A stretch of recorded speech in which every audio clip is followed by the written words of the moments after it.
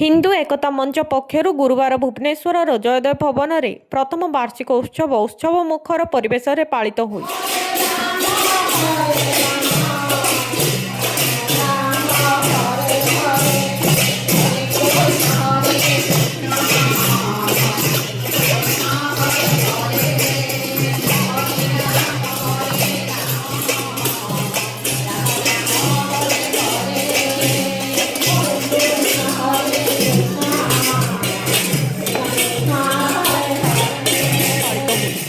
ଏହି ଅବସରରେ ମହିଳାଙ୍କ ଦ୍ୱାରା ଭକ୍ତିମୟ କୀର୍ତ୍ତନ ପରିବେଷଣ, ଦୀପ ପ୍ରଜ୍ୱଳନ, ପୁରସ୍କାର ବିତରଣ ଓ ଅତିଥିମାନଙ୍କ ପ୍ରେରଣାଦାୟକ ଉଦ୍ବୋଧନ ମାଧ୍ୟମରେ ହିନ୍ଦୁ ଏକତ୍ୱର ବାର୍ତ୍ତା ପ୍ରସାର କରାଯାଇଥିଲା। ରାଜ୍ୟର ରୁରାଲ ଡେଭଲପମେଣ୍ଟ, ପଞ୍ଚାୟତିରାଜ ଓ ପାନୀୟ ଜଳ ମନ୍ତ୍ରୀ ଶ୍ରୀ ରବିନାରାୟଣ ନାୟକ ମୁଖ୍ୟ ଅତିଥି ଭାବେ ଉତ୍ସବକୁ ଉଦ୍ଘାଟନ କରିଥିଲେ। ଏହି ଅବସରରେ ସ୍ୱାମୀ ବ୍ରହ୍ମାନନ୍ଦ ସରସ୍ୱତୀ ଓ କଟପାଡ଼ ବିଧାୟକ ରୂପୁ ଭାତ୍ରା ଓ ଅନ୍ୟାନ୍ୟ ଅତିଥିମାନେ ଉପସ୍ଥିତ ଥିଲେ।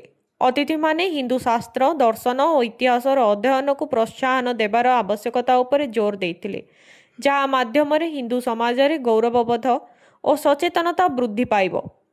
ସେଥିପାଇଁ ଓଡ଼ିଶାର ପ୍ରାଚୀନ ପରମ୍ପରା ଭାଗବତ ଟୁଙ୍ଗି ପୁନରୁତ୍ଥାନ ଉପରେ ବିଶେଷ ଆଲୋଚନା ହୋଇଥିଲା।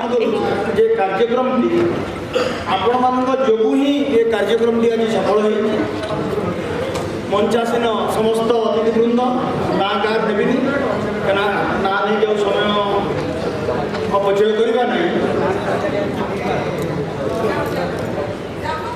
जेना बाबू हिंदू एकता मंच सहित जब गीता ज्ञान परीक्षा करते से सहित मोर संपर्क मो मत गोटे सौभाग्य जेहेतु वर्तमान असेंबली चलती भितर मु निश्चित भाव में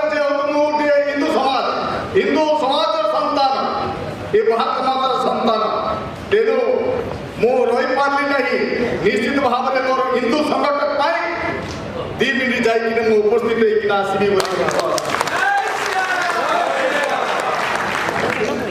ଏହି କାର୍ଯ୍ୟକ୍ରମରେ ପ୍ରଫେସର ହରିହର କାନୁନଗ, ତିରୁମଲ୍ଲାଇ ବିଶ୍ୱବିଦ୍ୟାଳୟର ଉପକୁଳପତି, संस्कृति विशेषज्ञ डॉक्टर प्रफुल्ल रथ, पूर्वतन भुवनेश्वर सांसद प्रोफेसर डॉक्टर प्रसन्न पाटसाणी, हिंदू एकता मंचर मुख्य परामर्शदाता एवं राष्ट्रीय पत्रकार महासंघ नूआदिल्ली जातीय अध्यक्ष डॉक्टर पवित्र मोहन सामंतराय, सन्यासिनी अरुंधति माता, बाबा विश्वनाथ दास, महंत गोविंद्र महाराज, पूर्वतन AIIMS निर्देशक प्रोफेसर डॉक्टर अशोक महापात्र, शिक्षाविद डॉक्टर निरंजन साहू, अन्यान्य अतिथि माने उपस्थित रही हिंदू धर्म और संस्कृतिर प्रचार प्रसार उपरे गुरुत्व देइथिले।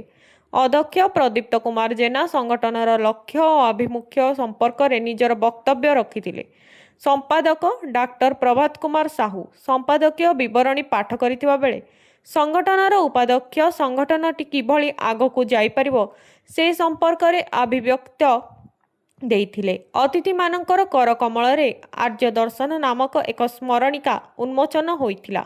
सर्वशेष हिंदू एकता मंचर अध्यक्ष कार्यक्रम को सफल करने सहयोग करिथिबा संपादक डॉक्टर प्रभात कुमार साहू, राज्य संयोजक सुशील पाल, लाइफ मेंबर सुशील प्रधान, अक्षय कुमार साहू, ब्रजकिशोर जेना, जयंत दास, रवींद्र महापात्र, बाबुलीधर नायक, डॉक्टर पद्मलोचन नायक, सुरेंद्र महांती, सुजित महांती, पीतवास बारिक, मनोज जेना, रमेश चंद्र दास, रेणुबाला राउत, आदित्य प्रताप धल, निरंजन सामल, मानस सिंह, मनोज पंडा, सुरेंद्र महांती, विद्युत जेना, नरेन जेना, सुरेश चौधरी, त्रिलोचन प्रधान, लंबोधर बेहेरा, विजय बेहेरा, प्राणकृष्ण जेना, चिंतामणि मिश्र, संतोष साहू, अशोक नायक और ऋषिकेश नंदों को धन्यवाद ज्ञापन करथिले। एही अवसर में हिंदू धर्म, संस्कृति और पारंपरिकता को आगक नेबाको एक महत्वपूर्ण पदक्षेप भावे परिगणित हैला। भुवनेश्वर स्वर्णप्रभा नायकों रिपोर्ट, पर्यवेक्षक ओडिया।